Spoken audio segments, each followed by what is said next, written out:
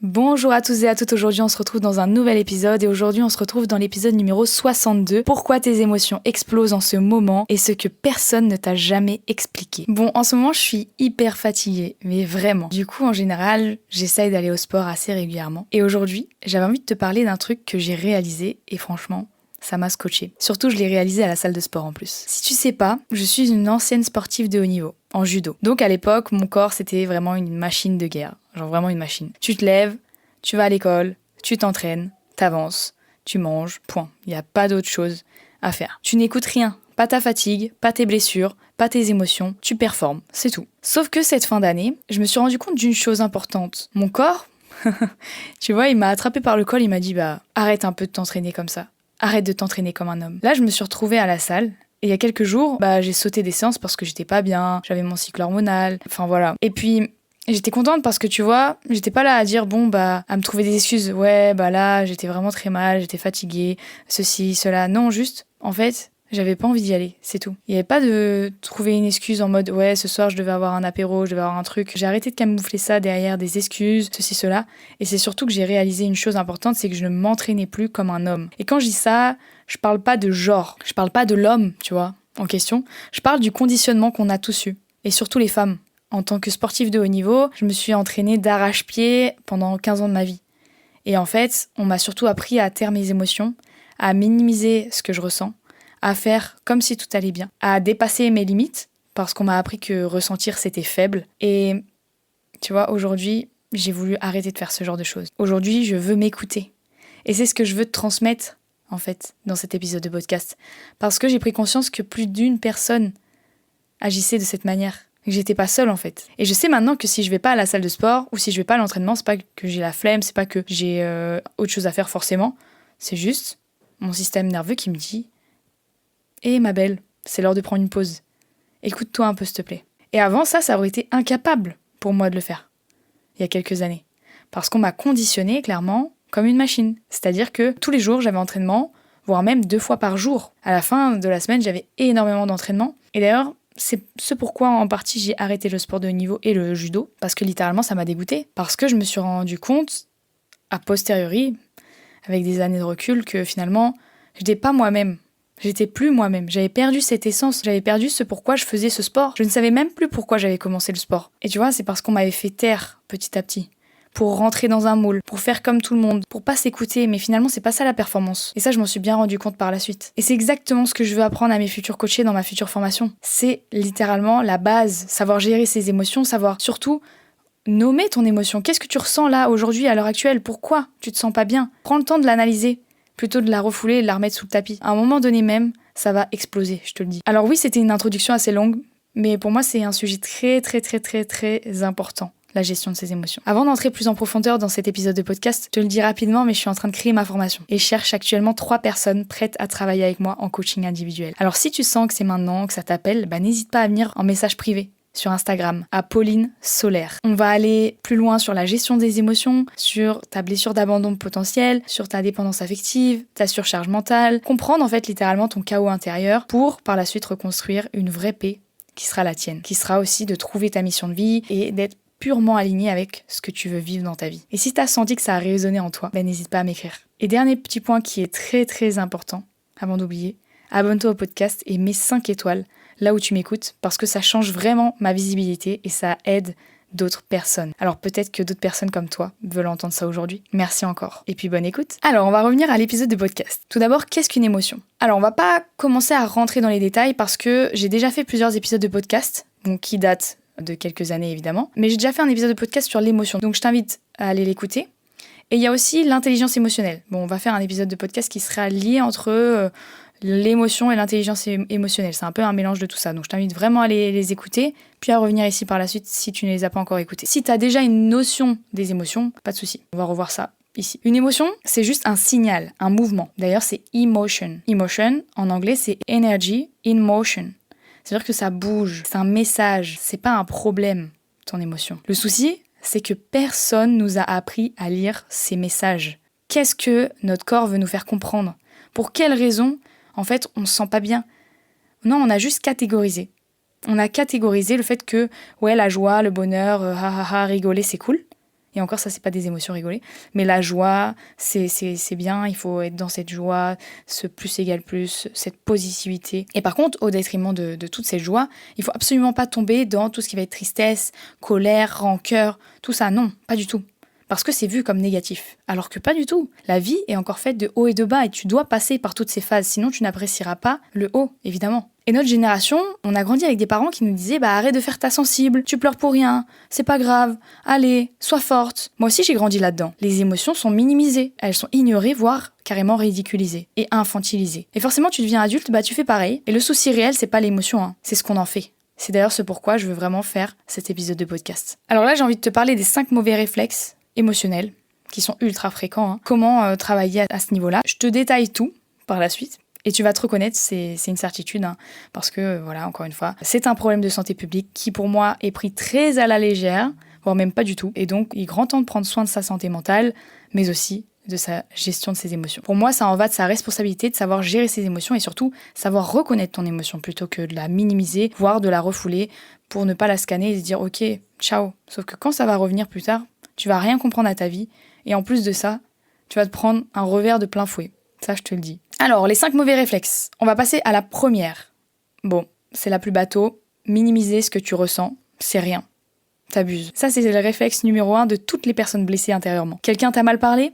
Au lieu de dire ça t'a touché, tu dis je suis trop sensible, laisse tomber. Pourquoi c'est toxique ? Parce que tu t'abandonnes toi-même. Tu t'envoies un message et le message c'est mes émotions ne comptent pas. Tu répètes des schémas de l'enfance, tout simplement. Je vais te proposer un petit exercice. C'est que la prochaine fois que tu ressens un truc en toi, tu te dis juste en toi, ok, j'ai ressenti ça, ça existe, ça a sa place. Il n'y a pas à s'excuser, il n'y a pas à dire non, c'est rien, je suis trop sensible, machin. Non, pas plus, pas d'analyse. Juste tu reconnais. Et reconnaître déjà, tu vas te sentir beaucoup plus léger, tu vas être en mode ok, c'est bon, j'ai le droit de ressentir cette émotion, mais pas de la minimiser. C'est pas j'ai eu un peu mal, j'ai eu mal, point. C'est pas je me suis sentie un peu blessée par tes propos, c'est juste je me suis sentie blessée. Il n'y a pas à minimiser. Parce que si tu minimises, l'autre personne, déjà, elle va dire, c'est pas grave, c'est pas beaucoup, tu vois. Elle va pas prendre complètement en considération ce que tu veux lui dire. Tu vois ce que je veux dire ? Et inversement, on parle aussi de la minimisation des parents envers leurs enfants. Ah, tu t'es pas fait trop mal. Bon, c'est pas grave, c'est qu'un petit bobo. Non, il s'est fait mal, il pleure. Reconnais-le. Il s'est fait mal. On sait tellement pas comment gérer les émotions, encore une fois, qu'on ne sait pas comment faire. C'est un cercle vicieux. D'où cet épisode de podcast encore. Le deuxième point, c'est réagir trop vite. Exploser, provoquer, se fermer. Parce que quand l'émotion n'a pas de place, elle déborde. Tu vas crier, tu claques des portes, tu t'enfermes dans un silence glacial. Pourquoi c'est toxique ?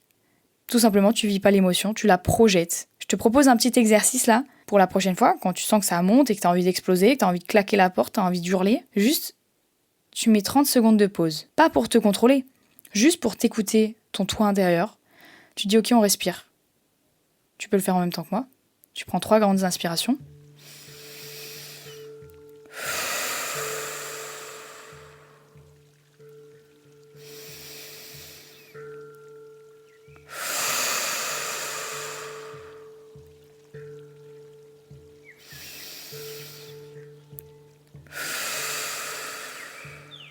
Ok. Et là, tu vas pouvoir aller t'exprimer à l'autre, à dire ce que tu as ressenti. Mais pas avant. Parce que sinon, tu vas agir sur le coup de l'émotion et forcément, tu vas exploser, tu vas péter un plomb. Et ça va mener à rien par la suite, ton discours en plus. Ça sert juste à rien. Le troisième point, qui est très toxique aussi, c'est te suradapter. Non mais c'est pas grave, t'inquiète. Ne me mens pas. C'est une certitude que tu as déjà dit ça. Si c'est grave, tu deviens un caméléon émotionnel. Tu passes après tout le monde. Tu es facile, compréhensive et gentil. En vrai, tu sais ce que tu fais ? Tu t'écrases. C'est tout ce que tu sais faire. Et je suis désolée, ça fait mal d'entendre ça. C'est pas un épisode de podcast cool, mais à un moment donné, on est à la fin de l'année, il faut se reprendre en main. Et à un moment donné, il faut gérer ses émotions. Et il faut arrêter de se suradapter pour les autres. Parce que là, tu fais quoi en fait ? Tu leur tends le bâton pour te faire battre. C'est tout. Et c'est toxique. Tu te renies. Tu deviens l'assistante émotionnelle ou l'assistant émotionnel des autres. Alors, la prochaine fois que tu as envie de te dire non, c'est pas grave, il n'y a pas de non, c'est pas grave. Tu te demandes, si j'avais le droit d'être totalement moi, qu'est-ce que je ressentirais vraiment là ? Et il n'y a pas de je m'adapte à l'autre. Il n'y a pas de en fait, j'aime bien comme toi. Moi, j'ai toujours été cette personne, tu sais, on me proposait, tu vois, t'aimes quoi comme musique ? Oh, tout, moi, il n'y a pas de souci. Tout comme toi. Tout comme toi, ça. Ouais, j'aime bien un peu de tout, j'écoute de tout. En fait, tu te suradaptes. Et je dis ça parce que je le fais, hein. Je m'inclus dans cet épisode de podcast. Attention, on est deux, hein. Ou même plus, avec toutes les personnes qui écouteront cet épisode. Un autre point, donc le 4e, c'est chercher la validation émotionnelle chez les autres. Tu veux qu'on te dise que t'as raison de ressentir, que tu veux être comprise, tu veux éviter le rejet. Mais encore une fois, c'est toxique. Tu confies ton état intérieur à quelqu'un qui n'a même pas appris à gérer le sien. Est-ce qu'on est bien d'accord ? Déjà, il y a une infime partie de cette planète qui sait gérer ses émotions, du moins de la partie francophonie. Et donc, si tu commences à donner tes émotions, entre guillemets, ton état intérieur, ta boussole, ou comment tu te sens, à une autre personne, bah, ça va être le chaos dans ta vie, hein. Excuse-moi de te le dire. Je te propose alors un exercice pour ce cas-là. Si tu sens que ça vibre en toi et que ça réveille quelque chose, une part de toi, tu vas aller déposer ton émotion que tu ressens, pas dans les bras d'une autre personne, dans un carnet. Tu l'écris, plutôt que quelqu'un qui n'entend rien, qui n'écoute rien, parce qu'il sait même pas ce que ça veut dire. Il est même pas à même de t'écouter, tu vois ce que je veux dire. Ou alors, un truc que j'aime bien faire aussi, dans l'air du temps, c'est que j'en parle à ChatGPT et je lui demande de me conseiller comme un coach, de m'écouter comme un coach, de pas me donner de solution parce que c'est pas le but. Le but, dans ces moments-là, c'est pas d'avoir de solution, c'est juste d'avoir de l'écoute. C'est ce qu'on recherche. Et ensuite, de réinterpréter, de comprendre pour quelle raison tu ressens ça. Tu vois ce que je veux dire ? Ça, c'est une autre phase d'après, que j'apprends aussi à mes coachés. Et le dernier point, et pas des moindres, c'est te juger quand tu ressens trop fort. Tu te dis, je suis bipolaire ou quoi ? Pourquoi je suis comme ça ? Je suis complètement folle. J'aimerais être plus forte. En fait, c'est encore une fois toxique. Parce que tu rajoutes de la honte à ton émotion. C'est le combo mortel. Comme petit exercice, tu peux remplacer les « je suis trop » par « c'est une émotion qui demande de l'espace ». C'est pas toi, c'est l'émotion. Et tu ne te définis pas à travers cette émotion. Ensuite, on va passer à comment gérer quelqu'un qui minimise tes émotions. Parce que je suis sûre que tu le vis au quotidien. Par exemple, si quelqu'un te dit « mais t'abuses, calme-toi », genre c'est pas grave, ou juste il ignore. Ton réflexe numéro 1, ça va être de quoi ? Ça va être, donc déjà, ça va réveiller toutes tes blessures de l'âme. Et tu vas te sentir rejeté. Donc derrière, ça va raviver ta blessure d'abandon. Et donc ton hyper-réactivité, ta suradaptation, machin, le cercle négatif. Moi, je ne veux pas qu'on reste bloqué là-dessus. Parce que, en fait, la finalité, c'est juste tu vas souffrir et ça va toujours être le même schéma. Mais expérimente si t'as besoin. Expérimente. Et reviens à cet épisode de podcast quand tu auras fait tes expériences et que tu auras compris à quel point, en fait, c'est pas possible. En premier point, ça va être donc de te rappeler qu'il réagit depuis ses limites émotionnelles. Pas les tiennes. Quand quelqu'un minimise, c'est juste quelqu'un qui ne sait pas quoi faire de ses propres émotions. Il n'est pas en train de dire « ouais, ton émotion, ça vaut rien », il est en train de dire plutôt « je suis incapable de la recevoir. Je n'ai jamais appris à gérer mes émotions à moi. Comment je peux arriver à gérer tes émotions ?» Ou sans devoir parler de gestion des émotions des autres, mais d'accueillir l'émotion de l'autre. Ça, c'est autre chose, c'est très compliqué. En deuxième point, je te propose donc de revenir à ton corps. Pas dans l'histoire. Répète pas 50 fois l'histoire dans ta tête, on s'en fout. C'est pas ça le problème, c'est pas ça le fond de l'histoire. L'histoire, c'est que du superficiel. Le fond de l'histoire, c'est quand tu vas creuser, quand tu vas voir qu'en fait, littéralement, bah ouais, c'est la communication. C'est la gestion de ses émotions, c'est l'écoute. C'est reconnaître l'émotion de l'autre. Donc, reviens à toi, respire, prends plusieurs respirations. Tu commences par une technique de respiration, du coup, consciente, avec 4 secondes d'inspiration, par le nez, tu bloques, et ensuite tu souffles par la bouche. Ok, on calme le système nerveux. Et ensuite, on essaye de répondre avec un langage, une sorte de communication que je vais sûrement en parler prochainement sur ma chaîne de podcast. Parce que pour moi, pareil, ça, je veux l'instruire dans ma future formation. Il y a beaucoup de choses que je te partage là en avant-première d'ailleurs. Donc, sens-toi privilégié. Du coup, ensuite, tu vas répondre avec de la communication non violente. Tu peux tout simplement dire, quand tu me dis ça, ben en fait, je ne me sens pas entendue. La communication non violente, c'est pas attaquer l'autre en disant « ouais, toi, tu m'as dit ça ». C'est à cause de toi que je ressens ça et que je me sens pas bien. Ça, c'est de l'accusation, c'est un peu de l'agressivité passive. C'est pas bon. Il va se sentir agressé et donc il va se braquer. Défense, il n'y a plus de communication. Communication est rompue. Par contre, si tu parles de cette manière, quand tu me dis ça, je me sens pas entendu, j'ai juste besoin que tu reconnaisses ce que je ressens, même si tu ne comprends pas, ça suffit. L'autre, il a pas besoin de valider, il a juste besoin d'entendre. Et ça, toi, ça va déjà t'enlever un poids. T'entends déjà arriver avec ta question de « si l'autre n'entend pas », comment on fait ? Eh bien, tu te valides toi-même. Parce que la seule personne qui sera là toute ta vie avec toi, c'est toi. Et tu peux te dire ça à toi. Et en toi-même. Tu peux le dire à haute voix ou à l'intérieur de toi. Ok, il ne peut pas à l'heure actuelle m'entendre. C'est pas qu'il ne veut pas, c'est qu'il n'est pas en capacité de le faire. Alors je m'entends. Et là, tu deviens ton propre parent émotionnel. Tu te valides. Et tu as gagné. T'as pas besoin de faire un concours d'ego. T'as juste besoin de t'apaiser. On va faire une dernière partie du coup, et c'est en quelque sorte du coup le titre de cet épisode de podcast. C'est surtout les émotions à la fin de l'année. Pourquoi ça te sature? Alors, je t'en ai déjà parlé dans le dernier épisode de podcast au niveau spirituel, pour quelles raisons on doit être amené à vivre toutes ces choses qui nous chamboulent et tout. Mais là, j'avais envie de plus m'axer sur les émotions. Alors, la fin d'année, c'est une zone rouge émotionnelle. Une fatigue accumulée, tu vas faire des bilans volontairement ou pas. Tu vas avoir vraiment beaucoup de mémoire dans ton corps, une dynamique familiale qui va se réactiver avec des blessures, une pression sociale, de la surcharge mentale. Enfin voilà, il y a tout qui s'active à la fin de l'année, c'est fatigant. Et ton système nerveux, il est en mode j'ai plus de batterie en fait là. Je réagis à tout, je suis en mode red code, red flag. C'est normal alors que tu te sens plus vulnérable, plus fatigué, plus irritable, plus sensible. Mais ça dit rien de mauvais sur toi, hein. Ça dit juste que tu es humain ou humaine et que ton corps parle enfin. Et surtout, la chose la plus importante, c'est que tu t'écoutes enfin. Tu écoutes tes émotions, tu les valides. Et tu dis ok, j'ai le droit de vivre ça, je suis humaine. On a des émotions. Alors c'est dur quand t'es dans le jus, ça je le comprends. T'as l'impression d'être folle, t'as l'impression de perdre la tête. Mais encore une fois, cet épisode de podcast est là pour te ramener à la conscience. Écoute-le plusieurs fois si tu veux. Vraiment comment agir, comment gérer, toi, tes émotions. Je finirai alors par une petite conclusion. Déjà, je souhaite te remercier d'avoir passé ce moment avec moi. Parce que, comme t'as dû le ressentir, tout ce qui est gestion des émotions et de la communication, pour moi, c'est primordial. Vivant dans une famille qui n'a jamais su gérer ses émotions, et encore moins de la communication, c'est vraiment cette particularité sur laquelle j'ai envie de mettre un gros point dans ma formation aussi. En incluant évidemment la blessure d'abandon, la dépendance affective et émotionnelle, tout ça quoi. Si cet épisode t'a fait réfléchir, si tu t'es reconnu dans des comportements, dans un de ces comportements, dans plusieurs, c'est pas un hasard. Moi, je les ai tous, ces comportements. Je les ai tous eus, et je les ai encore, par moments. Parce qu'on est humain, on ne guérira jamais entièrement de tout ça, parce que c'est ancré en nous. Par contre, on peut arriver à les dompter, et à mettre de la conscience sur ça. C'est là où tu vas te sentir beaucoup plus apaisé.